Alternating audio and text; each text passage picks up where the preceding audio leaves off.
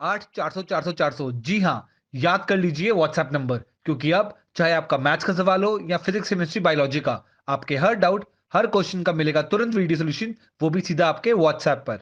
बस अपने फोन में डाउटनेट का 8 400 400 400 व्हाट्सएप नंबर सेव कर लीजिए और चैट ओपन कीजिए। फिर जो भी आपका डाउट है उस सवाल की आपको बस फोटो खींचनी है, उसे क्रॉप करना है और 5 सेकंड में आपको उसका वीडियो सोल्यूशन मिल जाएगा। क्लास 6 से 12 IIT JEE, NEET, CBSE boards और सभी स्टेट बोर्ड्स के बच्चों के लिए।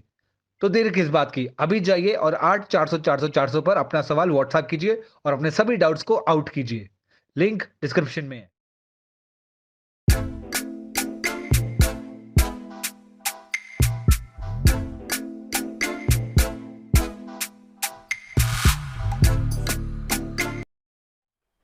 Hello friends, welcome my YouTube channel online classes by SL Jat. Friends, आज की जो हमारी क्लास है वह है प्रवाह कार्य पुस्तिका गणित कक्षा 6 एवं 7 के अंतर्गत कार्यपत्रक 36। आज की क्लास में हम कार्यपत्रक 36 कॉल करेंगे जो पेज नंबर 51 पर है। आइए शुरू करते हैं। कार्यपत्रक 36, इसमें दक्षता है गुणनखंड और सार्वगुणनखंड को समझ सके। तो विद्यार्थियों, आज की क्लास में हम गुणनखंड एवं सार्वगुणनखंड को समझेंगे, सीखेंगे, उसका अभ्यास करेंगे।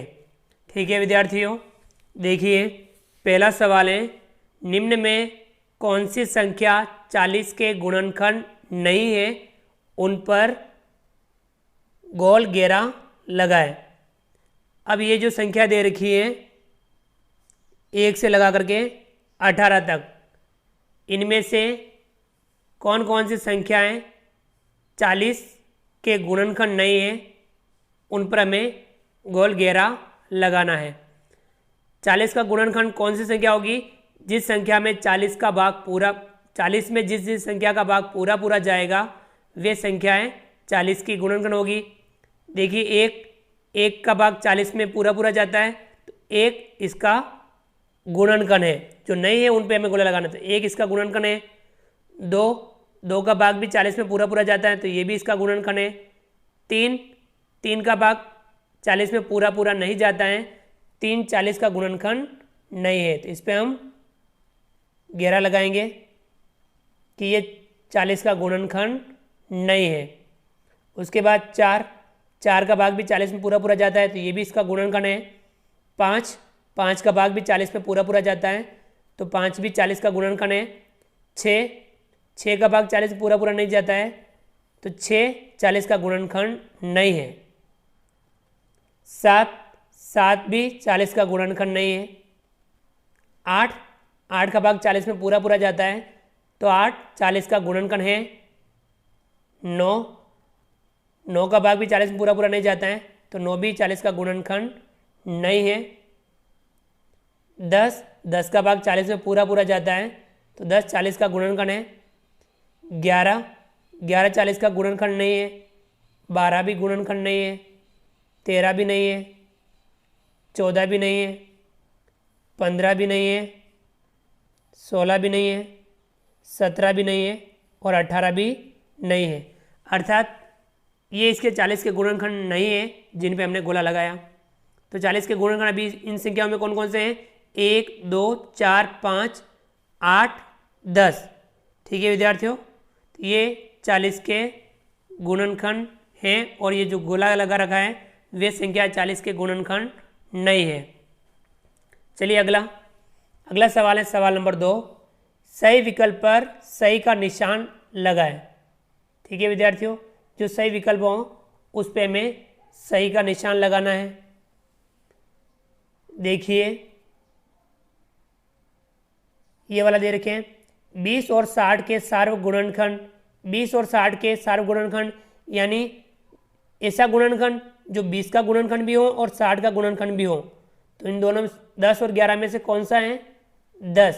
तो इस पर हमें सही का निशान लगाना है कि 10 20 और 60 दोनों का ही सार्वगुणनखंड है। 16 और 24 के सार्वगुणनखंड 16 और 24 के सार्वगुणनखंड कौन से हैं?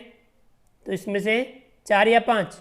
4 16 और 24 दोनों का सार्वगुणनखंड है।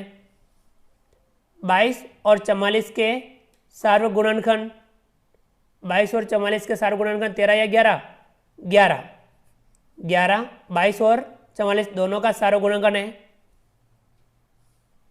25 और 35 के सार्वक गुणनखंड, तो देखिए 25 और 35 दोनों के सार्वक गुणनखंड कौन से हैं? 5। ठीक है विद्यार्थियों, तो ये इसके सार्वक गुणनखंड है। 1 भी इसका सार्वक गुणनखंड है और 5 भी इसका सार्वक गुणनखंड है। चलिए विद्यार्थियों आगे बढ़ते हैं।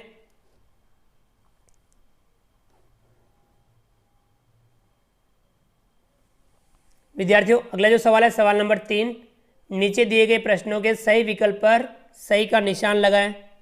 ये विकल्प दे रखे हैं, इनमें से जो सही हो उन पे हमें सही का निशान लगाना है। कहें इनमें से कौन सा 140 का गुणनखंड है? 12, 71, 28 और 6। इनमें से 140 का गुणनखंड कौन सा है? तो देखिए 140 का गुणनखंड है 28। कौन सा है? 28। ख है इनमें से कौन सी संख्या 555 का गुणनखंड है? तो विद्यार्थियों 555 का गुणनखंड इनमें से कौन कौन सी संख्या है? तो ये है 5। 555 का गुणनखंड है। ग है इनमें से कौन सा 276 का गुणनखंड नहीं है? 276 का गुणनखंड इनमें से कौन सा नहीं है? तो देखेंगे हम इसमें से 33 276 का गुणनखंड नहीं है। ठीक है विद्यार्थियों, चलिए आगे बढ़ते हैं। अगला सवाल है सवाल नंबर 4, दी गई संख्याओं का गुणज और गुणनखंड लिखें।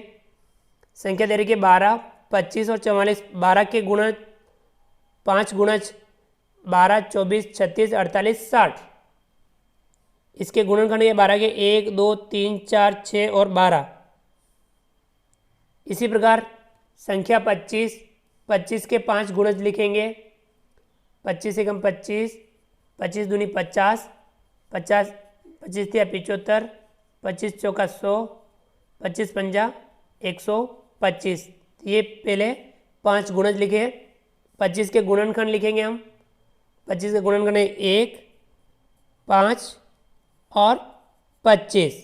ठीक है विद्यार्थियों, अगला है ग, संख्या है 44। 44 का में पहले 5 गुणज लिखने हैं। 44 एकम 44, 44 दूना 88, 44 तिया 132, 44 चौका 176, 44 पंजा 220। ये इसके 5 गुणज। 44 के गुणनखंड लिखेंगे हम। 1, 2, 4, 11, 22, 44। ठीक है विद्यार्थियों, ये इसके गुणनखंड है। चलिए आगे बढ़ते हैं।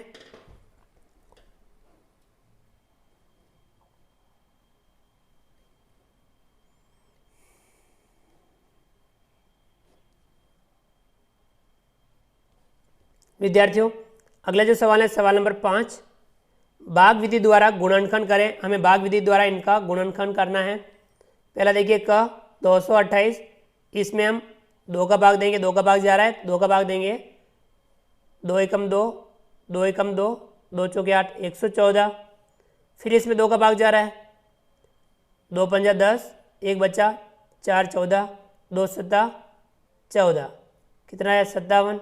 अब इसमें 3 का भाग जा रहा है 19 बार, और फिर 19 का भाग जा रहा है 1 बार। तो इसके गुणनखंड कौन कौन से हैं? देखिए 1, 2, 3, 19, ये 228 के गुणनखंड हैं। चलिए अगला है ख 135। अब हमें 135 में 3 का भाग जा रहा है। 3 का भाग इसमें देंगे। 3 चौक 12, 1 बचा 5, 15, 3 पंजे 15।